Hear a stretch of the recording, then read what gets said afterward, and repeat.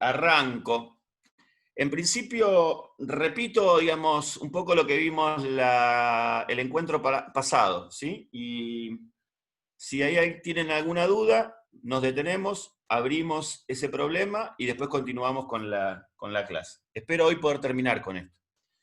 Bien, lo primero que hicimos la clase pasada fue ubicar a estas corrientes que llamamos, a la etnometodología, dentro de lo que se denomina generalmente en los estudios sobre teoría social como enfoque interpretativista, sociologías de la vida cotidiana, microsociologías. Y habíamos visto que estas corrientes tienen dos elementos en común, o tienen varios elementos en común. El primero, y tal vez más importante, es pensar a la sociedad como una producción diestra de los sujetos. También, digamos, comparten cierto rechazo, digamos, a la idea de determinación social o el determinismo psicológico. Ahí, digamos, las diferencias están con Parson por un lado, y por otro lado con las corrientes conductistas en términos de teoría social. Habíamos visto que proponen la soberanía de la gente, ¿no? La idea ahí es, voy a simplificar, pero para ayudarlos a pensar fundamentalmente, ¿no? La idea es simplifico, pero después tendríamos que avanzar en cierta complejización. Si las teorías estructuralistas tienden a pensar desde la sociedad hacia el sujeto, estas piensan al revés, desde el sujeto hacia la sociedad, ¿sí? Y ahí, digamos, en esta idea de centrarse en el agente, la idea del carácter productor de la acción subjetiva, ¿no? Es la acción subjetiva, la acción de los sujetos, la que produce sociedad. Y habíamos visto que dentro de estas corrientes subjetivistas, nosotros las llamamos corrientes subjetivistas, dentro de estas tradiciones subjetivistas, uno podía ubicar al menos a tres grandes corrientes de teoría social del siglo XX, ¿no? Fundamentalmente, que serían, por un lado, el interaccionismo simbólico, que ustedes vieron con Christian, por otro lado, la sociología fenomenológica, y en tercer lugar, la etnometodología. Dijimos que, como vieron con Christian, el interaccionismo simbólico se centra fundamentalmente en los sentidos que los sujetos involucran en la interacción social, y sobre todo en la interpretación que hacen los sujetos de las situaciones para, de alguna manera, poner en juego esos sentidos compartidos. Y que la sociología fenomenológica dirige su atención fundamentalmente a las categorías con las cuales nosotros aprendemos el mundo, ¿sí? Y experimentamos el mundo. La etnometodología se va a centrar fundamentalmente en los conocimientos de sentido común, ¿no? Y en las actividades prácticas de los sujetos. Es decir, son tres corrientes que comparten determinados puntos de vista, pero que tienen ciertas diferencias entre sí. También vimos que en buena medida la etnometodología está asociada a la obra de Garfinkel, de Harold Garfinkel, ¿no? Vimos que las influencias fundamentales que operan sobre la etnometodología son la filosofía fenomenológica, en algún sentido la elaboración que hace Schutz también de la filosofía fenomenológica, pero en clave de teoría social.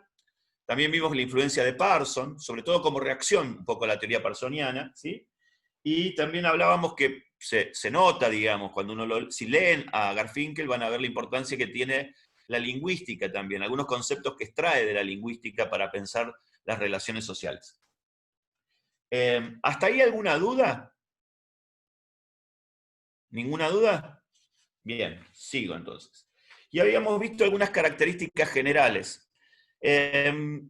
Les había pasado dos citas, que creo que está el PPT, si no está ahora lo compartimos, lo ponemos de nuevo, lo ponemos en la solapa de esta clase, y en esas citas había una que decía, se debe asumir la lección de que la realidad objetiva de los hechos sociales vista como logro continuo de las actividades concertadas de la vida diaria, ¿no?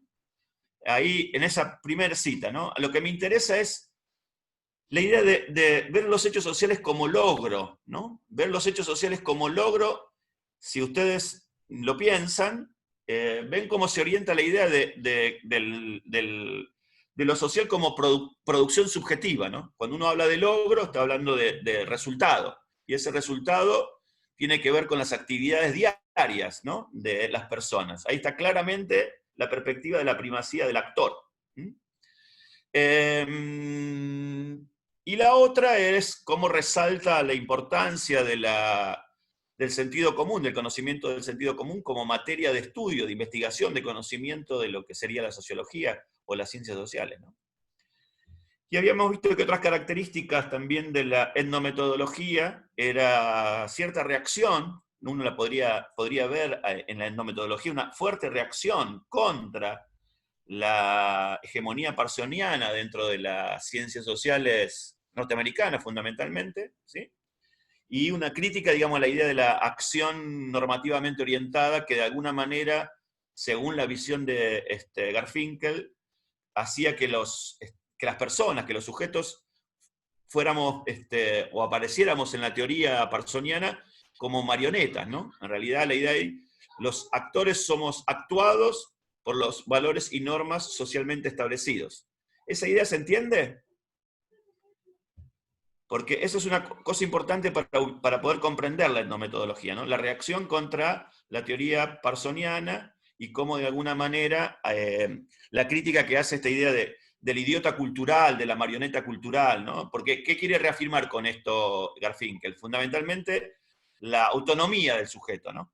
No niega que esas cosas existan. La etnometodología, hay una cosa que quiero decir que es importante, es que lo dice Alexander respecto del interaccionismo simbólico y también de la etnometodología, pero que es importante que lo reafirmemos acá, que es la idea de que no es que estas teorías desconozcan la importancia de los hechos sociales objetivos o de los patrones de conducta más o menos establecidos y recurrentes, con ciertas regularidades, sino que lo que no le asignan es primacía en la explicación de lo social, porque siempre lo social va a estar remitido en última instancia a los sujetos, ¿sí?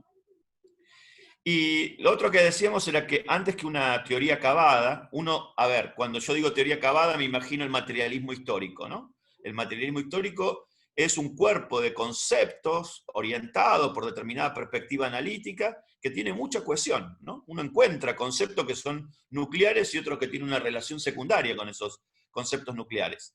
Acá es más difícil encontrar eso, ¿sí? Más bien la etnometodología como el interaccionismo simbólico se destacan por